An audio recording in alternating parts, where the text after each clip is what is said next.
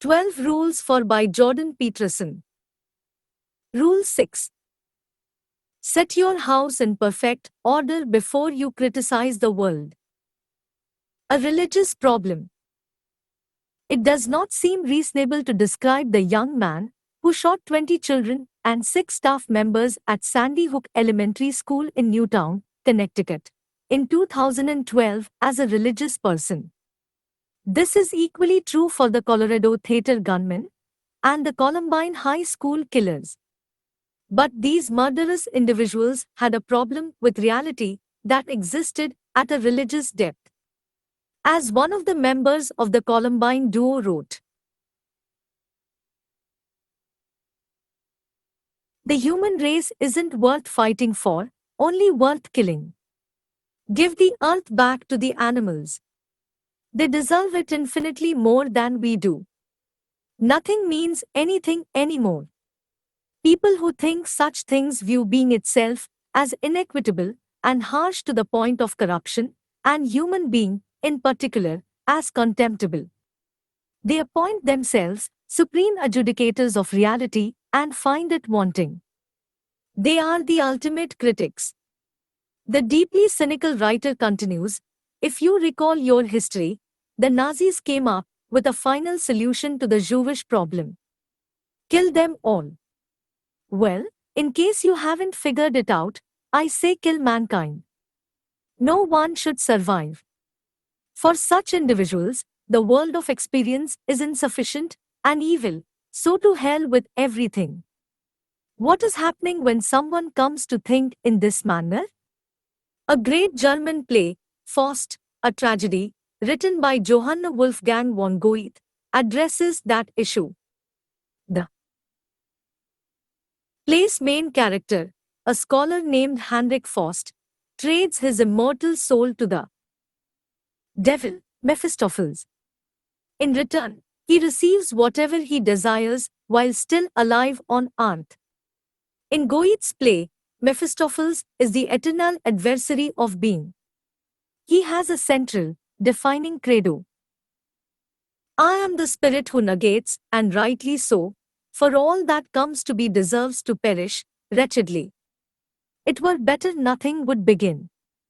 Thus everything that your terms sin, destruction, evil represent, that is my proper element. Goethe considered this hateful sentiment so important, so key to the central element of vengeful human destructiveness, that he had Mephistopheles say it a second time, phrased somewhat differently, in part 2 of the play, written many years later. People think often in the Mephistophelian manner, although they seldom act upon their thoughts as brutally as the mass murderers of school, college, and theater. Whenever we experience injustice, real or imagined, whenever we encounter tragedy or fall prey to the machinations of others, whenever we experience the horror and pain of our own apparently arbitrary limitations, the temptation to question being, and then to curse it rises foully from the darkness. Why must innocent people suffer so terribly? What kind of bloody, horrible planet is this, anyway? Life is in truth very hard. Everyone is destined for pain and slated for destruction. Sometimes suffering is clearly the result of a personal fault such as willful blindness, poor decision-making or malevolence. In such cases, when it appears to be self-inflicted, it may even seem just. People get what they deserve, you might contend. That's cold comfort. However, even when true, sometimes, if those who are suffering changed their behavior, then their lives would unfold less tragically. But human control is limited.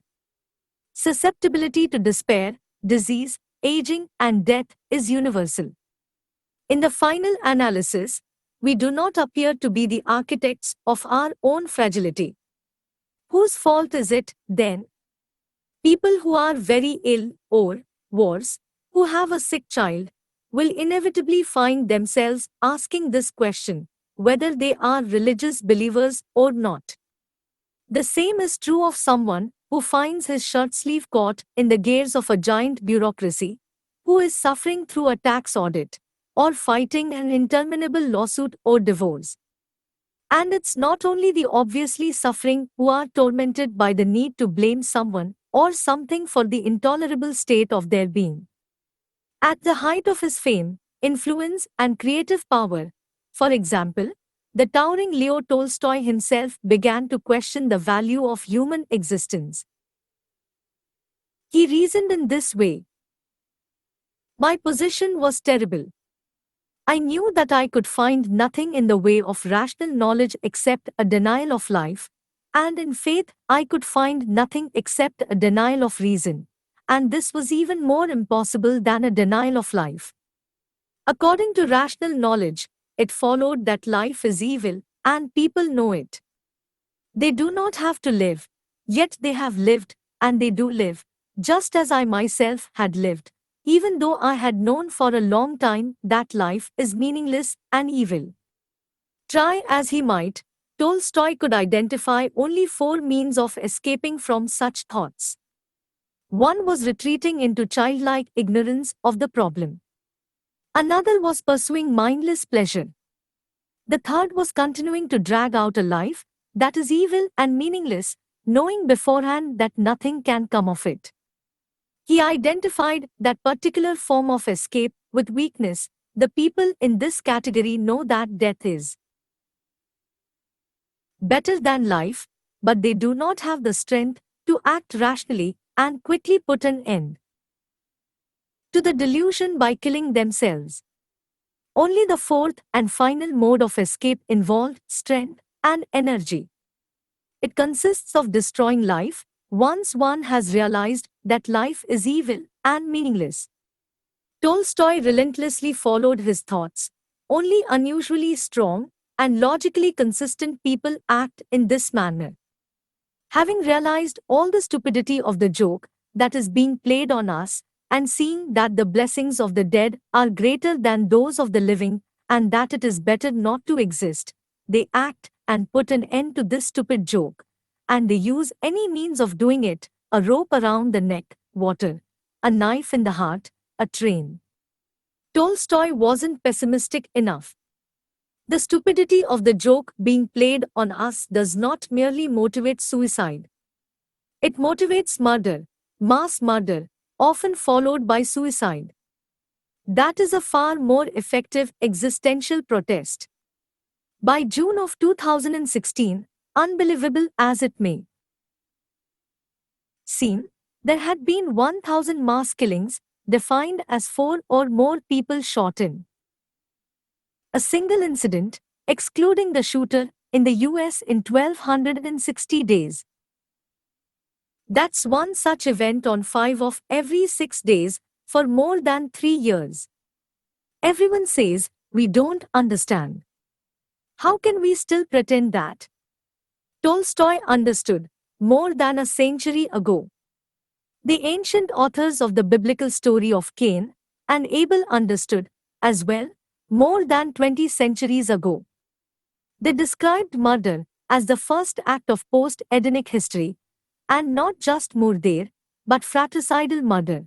Murder not only of someone innocent, but of someone ideal and good, and murder done consciously to spite the creator of the universe. Today's killers tell us the same thing, in their own words. Who would dare say that this is not the worm at the core of the apple? But we will not listen, because the truth cuts too close to the bone. Even for a mind as profound as that of the celebrated Russian author, there was no way out. How can the rest of us manage, when a man of Tolstoy's stature admits defeat? For years, he hid his guns from himself, and would not walk with a rope in hand, in case he hanged himself. How can a person who is awake avoid outrage at the world, vengeance, or transformation? A religious man might shake his fist in desperation at the apparent injustice and blindness of God. Even Christ himself felt abandoned before the cross, or so the story goes. A more agnostic or atheistic individual might blame fate or meditate bitterly on the brutality of chance. Another might tear himself apart, searching for the character flaws underlying his suffering and deterioration. These are all variations on a theme. The name of the target changes, but the underlying psychology remains constant. Why? Why is there so much suffering and cruelty? Well, perhaps it really is God's doing, or the fault of blind, pointless fate, if you are inclined to think that way. And there appears to be every reason to think that way. But what happens if you do? Mass murderers believe that the suffering attendant upon existence justifies judgment and revenge, as the Columbine boys so clearly indicated. I will sooner die than betray my own thoughts. Before I leave this worthless place, I will kill whoever I deem unfit for anything, especially life. If you pissed me off in the past, you will die if I see you. You might be able to piss off others and have it eventually all blow over, but not me. I don't forget people who wronged me. One of the most vengeful murderers of the 20th century, the terrible Karl Panjaram, was raped, brutalized, and betrayed in the Minnesota institution responsible for his rehabilitation when he was a delinquent juvenile. He emerged, enraged beyond measure, as burglar, arsonist, rapist, and serial killer. He aimed consciously and consistently at destruction, even keeping track of the dollar value of the property he burned. He started by hating the individuals who had hurt him. His resentment grew until his hatred encompassed all of mankind, and he didn't stop there. His destructiveness was aimed in some fundamental manner at God Himself. There is no other way of phrasing it. Panjaram raped, murdered, and burned to express his outrage at being. He acted as if someone was responsible. The same thing happens in the story of Cain and Abel. Cain's sacrifices are rejected. He exists in suffering. He calls out God and challenges the being he created. God refuses his plea. He tells Cain that his trouble is self-induced. Cain, in his rage, kills Abel, God's favorite, and, truth be known, Cain's idol. Cain is jealous, of course, of his successful brother. But he destroys Abel primarily to spite God. This is the truest version of what happens when people take their vengeance to the ultimate extreme. Panjaram's response was, and this is what was so terrible, perfectly understandable. The details of his autobiography reveal that he was one of Tolstoy's strong and logically consistent people. He was a powerful, consistent, fearless actor. He had the courage of his convictions. How could someone like him be expected to forgive and forget, given what had happened to him? Truly terrible things happen to people. It's no wonder they are out for revenge. Under such conditions, vengeance seems a moral necessity. How can it be distinguished from the demand for justice? After the experience of terrible atrocity, isn't forgiveness just cowardice or lack of willpower? Such questions torment me. But people emerge from terrible pasts to do good, and not evil, although such an accomplishment can seem superhuman. I have met people who managed to do it. I know a man, a great artist, who emerged from just such a school as the one described by Panjaram, only this man was thrown into it as an innocent 5-year-old, fresh from a long stretch in a hospital, where he had suffered measles, mumps and chicken pox, simultaneously. Incapable of speaking the language of the school, deliberately isolated from his family, abused, starved and otherwise tormented, he emerged an angry, broken young man. He hurt himself badly in The aftermath with drugs and alcohol and other forms of self-destructive behavior.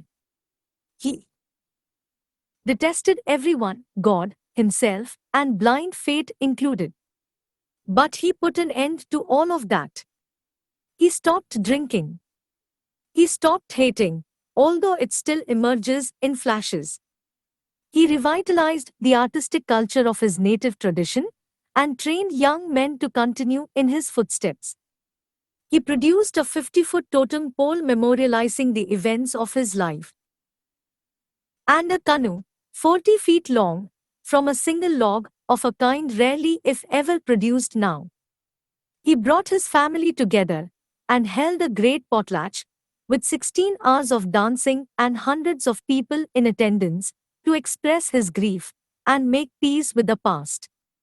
He decided to be a good person and then did the impossible things required to live that way. I had a client who did not have good parents. Her mother died when she was very young. Her grandmother, who raised her, was a harridan, bitter, and overconcerned with appearances. She mistreated her granddaughter, punishing her for her virtues, creativity, sensitivity, intelligence, unable to resist acting out her resentment for an admittedly hard life on her granddaughter.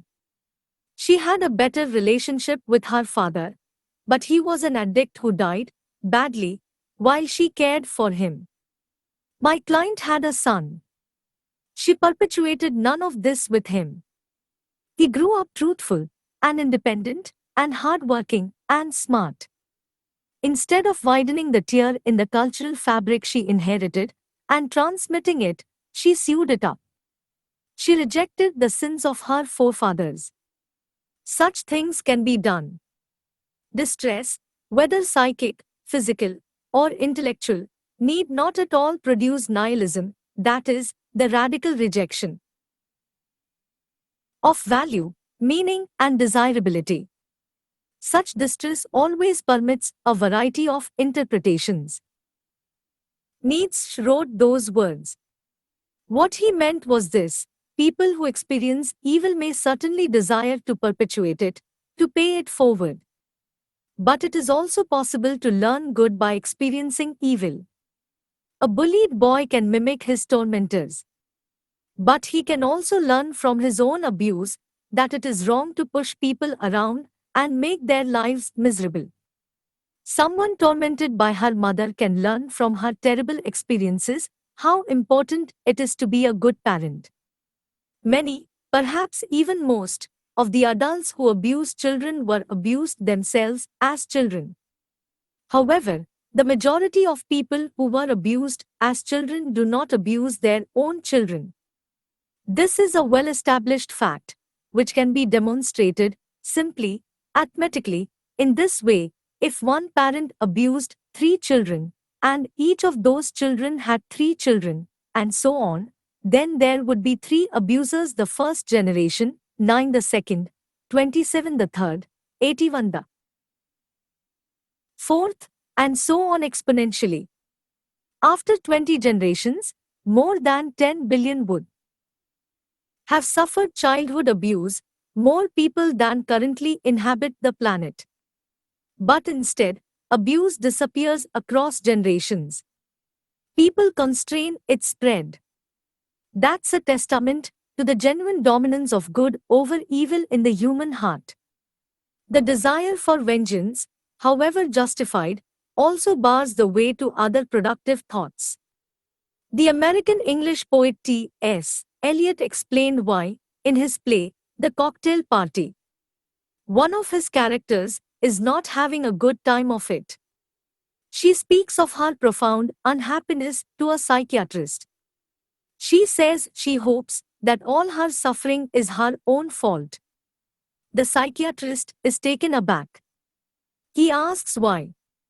She has thought long and hard about this, she says, and has come to the following conclusion: if it's her fault, she might be able to do something about it.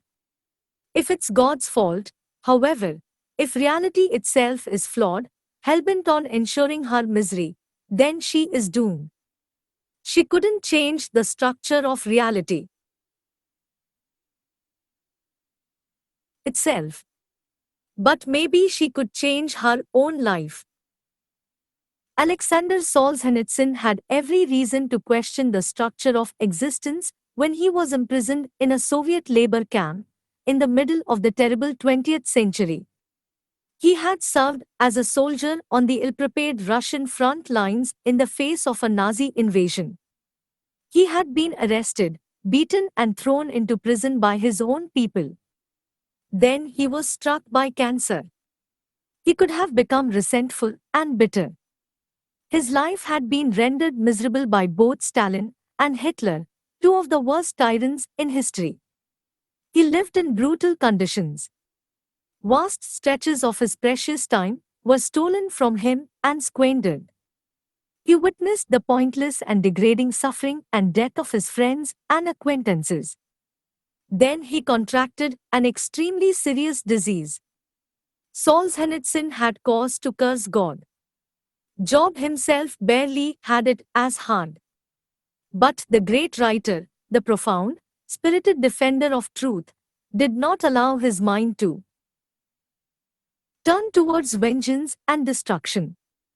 He opened his eyes instead. During his many trials, Solzhenitsyn encountered people who comported themselves nobly under horrific circumstances. He contemplated their behavior deeply.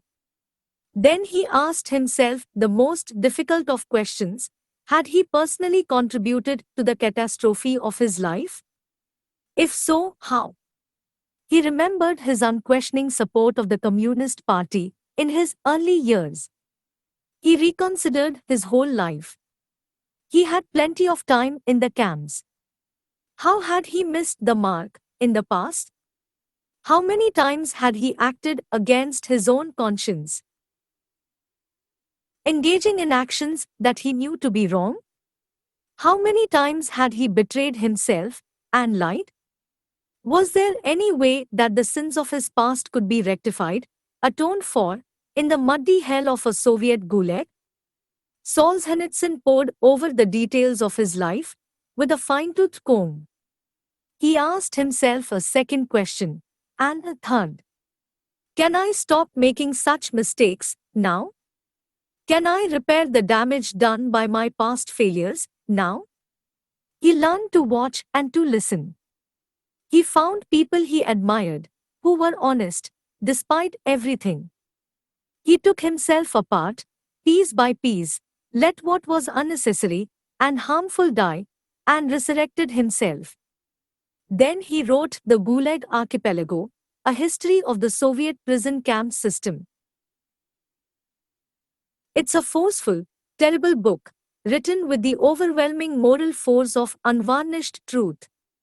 Its sheer outrage screamed unbearably across hundreds of pages. Banned, and for good reason, in the USSR, it was smuggled to the West in the 1970s and burst upon the world. Solzhenitsyn's writing utterly and finally demolished the intellectual credibility of communism as ideology or society. He took an axe to the trunk of the tree whose bitter fruits had nourished him so poorly, and whose planting he had witnessed and supported. One man's decision to change his life, instead of cursing fate, shook the whole pathological system of communist tyranny to its core. It crumbled entirely, not so many years later, and Solzhenitsyn's courage was not the least of the reasons why. He was not the only such person to perform such a miracle. Václav Havel, the persecuted writer who later, impossibly, became the president of Czechoslovakia, then of the new Czech Republic, comes to mind, as does Mahatma Gandhi. Things fall apart. Whole peoples have adamantly refused to judge reality, to criticize being, to blame God. It's interesting to consider the Old Testament Hebrews in this regard. Their travels followed a consistent pattern. The stories of Adam and Eve and Cain and Abel and Noah and the Tower of Babel are truly ancient. Their origins vanish into the mysteries of time. It's not until after the flood story in Genesis that something like history, as we understand it, truly starts. It starts with Abraham.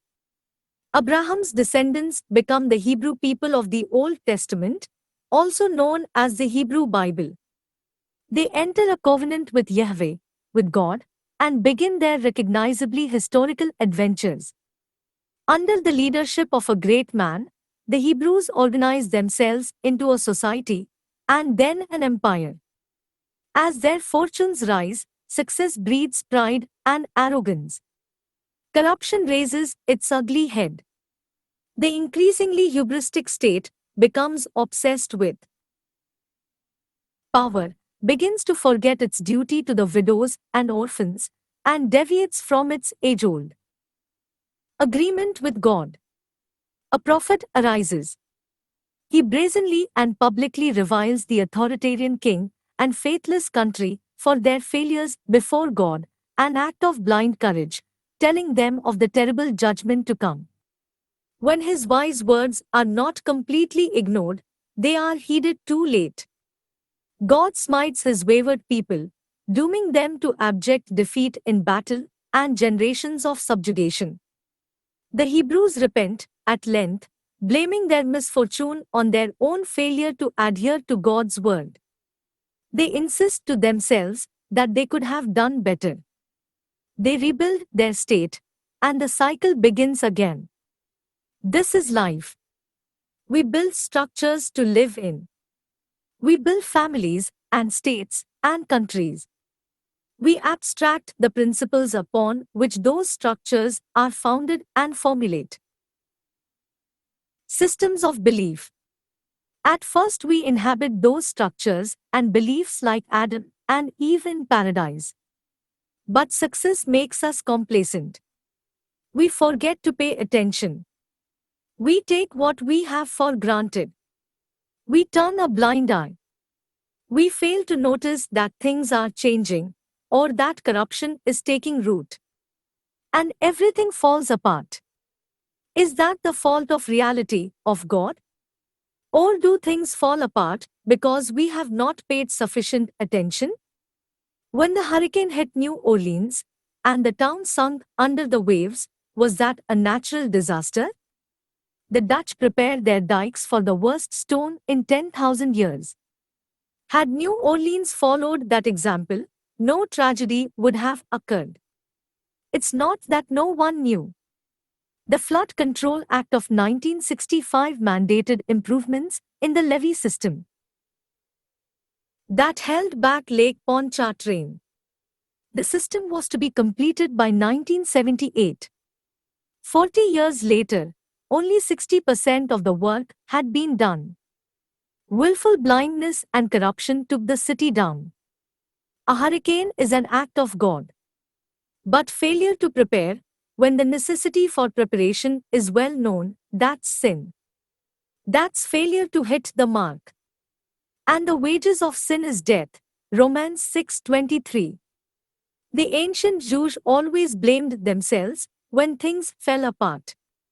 They acted as if God's goodness, the goodness of reality, was axiomatic, and took responsibility for their own failure. That's insanely responsible. But the alternative is to judge reality as insufficient, to criticize being itself, and to sink into resentment and the desire for revenge. If you are suffering, well, that's the norm. People are limited, and life is tragic. If your suffering is unbearable, however, and you are starting to become corrupted, here is something to think about. Clean up your life. Consider your circumstances. Start small.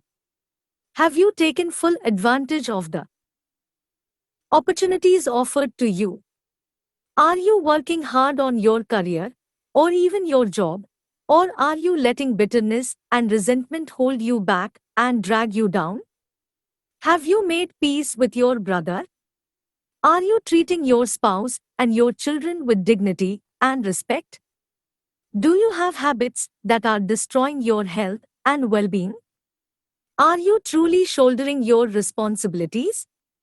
Have you said what you need to say to your friends and family members? Are there things that you could do, that you know you could do, that would make things around you better? Have you cleaned up your life? If the answer is no, here is something to try. Start to stop doing what you know to be wrong. Start stopping today. Don't waste time questioning how you know that what you are doing is wrong, if you are certain that it is. Inopportune questioning can confuse, without enlightening, as well as deflecting you from action. You can know that something is wrong or right without knowing why. Your entire being can tell you something that you can neither explain nor articulate. Every person is too complex to know themselves completely, and we all contain wisdom that we cannot comprehend. So, simply stop when you apprehend, however dimly, that you should stop. Stop acting in that particular, despicable manner. Stop saying those things that make you weak and ashamed. Say only those things that make you strong. Do only those things that you could speak of with honor. You can use your own standards of judgment. You can rely on yourself for guidance.